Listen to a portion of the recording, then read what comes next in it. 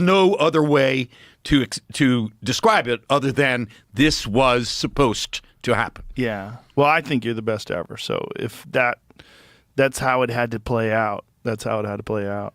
And Jamie, that's how the it played Richard out. Steele thing. Did he commit suicide? I was going to bring that up later. He did. Oh, Jesus. I'm sorry, Richard. Somebody else Who committed did? suicide.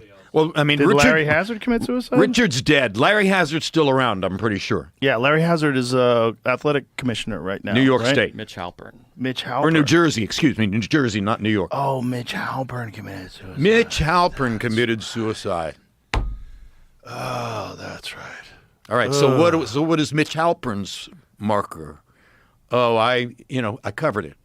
There was a fight. Yeah, I covered it. It was one of mine. I can't remember right off the top of my head, but yes. There was a very controversial fight, right? Yeah. A similar type situation. Similar type thing. Something that Yes. stains your reputation Yes. going forward. My apologies to Richard Steele. I'm sorry. Halpern is, I believe, Halprin or Halperin.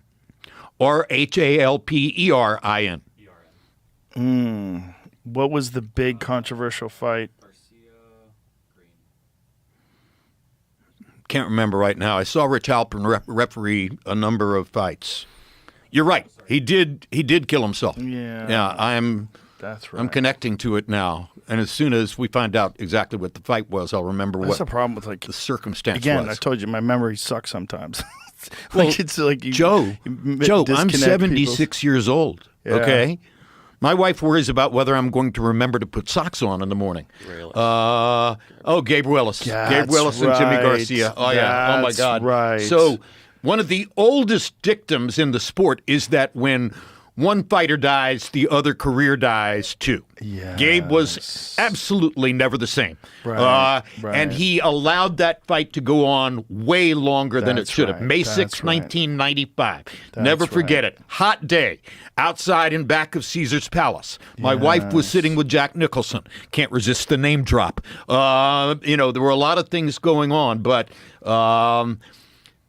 Gabe was never, ever the same after that. That's true. And he, Gabe went to Colombia or Venezuela, I forget exactly where, for the funeral. Oh God, look at this. And also Richard Green committed suicide after the Mancini Kim fight. Similar situation. Yeah. Similar situation with Duck Koo Kim when he dies famously on national television, Ray Boom Boom Mancini, and then that referee winds up committing suicide as well. It's Fuck. It's a haunting thing because it's so intimate. You're in the ring. You're 4 or 5 feet away from these guys. Yes. You're watching somebody land shot after shot after Right, shot. right. You're trying to gauge in your mind what is fair to the guy who's taking the beating. Right. Because he could always land one big comeback counterpunch Right. and win the fight. And there's been so many instances over time Many. of guys recovering and coming back to win the fights. Many. Absolutely. And so many fights that could have been stopped, and if they were, who knows what we've gotten. Over and over and over. So, I was always disciplined and restrained about criticizing referees live because what they do is an extremely important and critical job. And sometimes they're the only safety barrier between life and death. I was just thinking of the Diego Corrales fight. Diego Corrales, who with that crazy fight where he's knocked down multiple times, then comes back to win by knockout. Arguably the greatest fight of all time.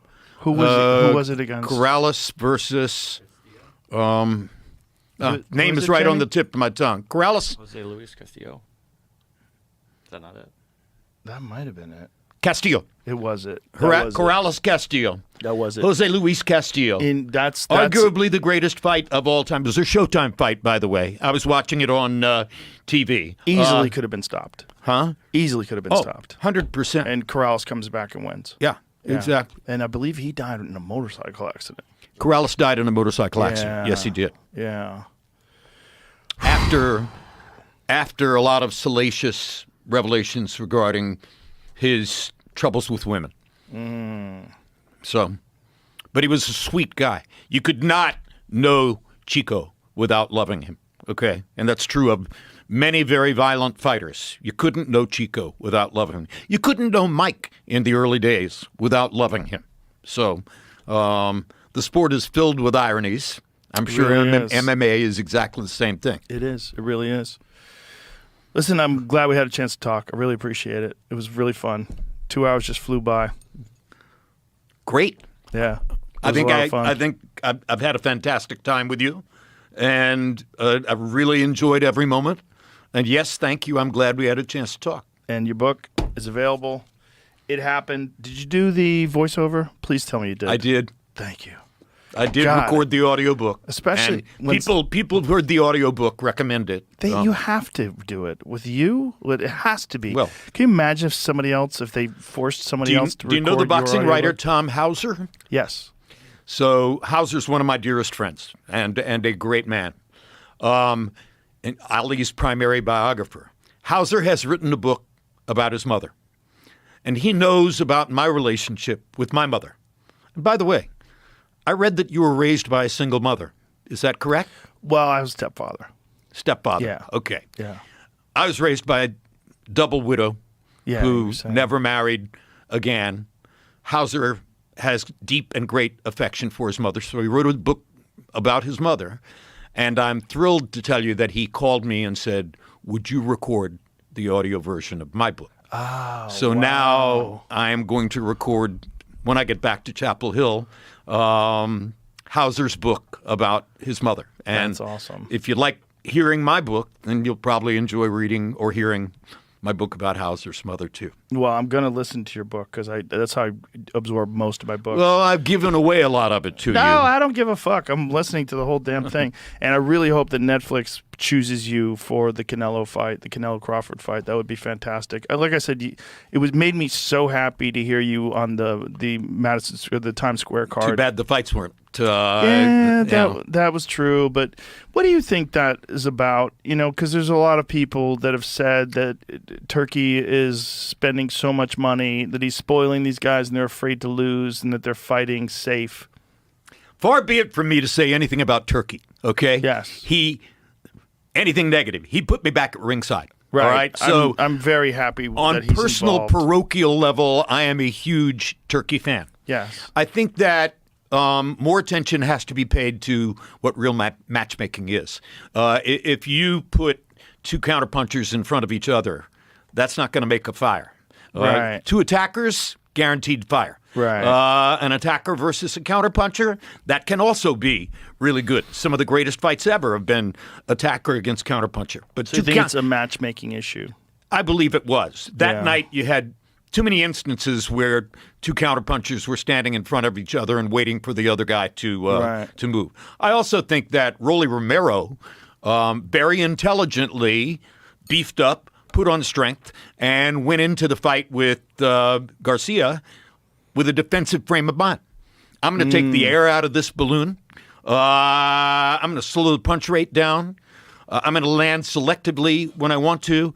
And I'm not going to allow him to ever land a left hook.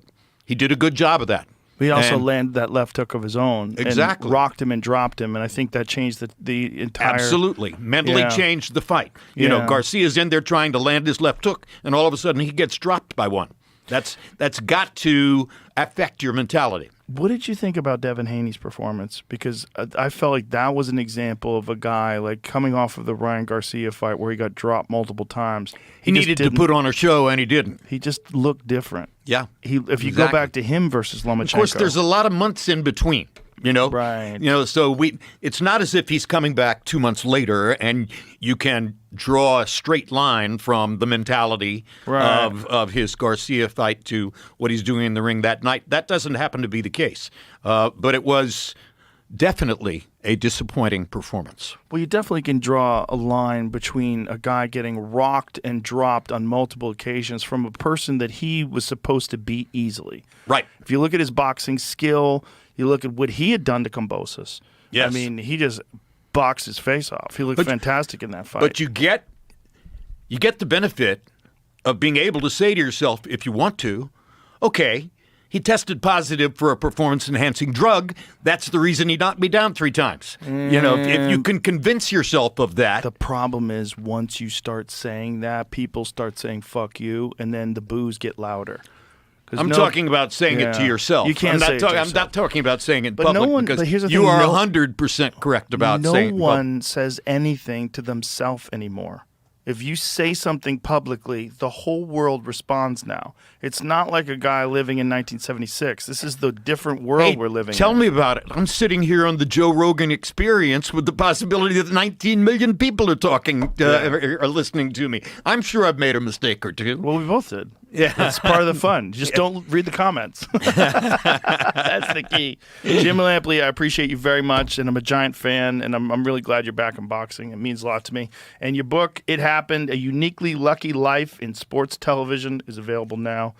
Thank you, sir. I really enjoyed it. Forward by Taylor Sheridan. Oh, I love that guy. I have to take care of my friend. Has he been on the show yet? Yes. I love him to good. death. He's a good friend of mine.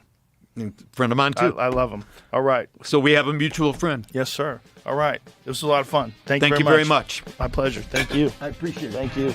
All right. That was a Goodbye, handshake. everybody. Yes, All right. talk to you Real later. handshake.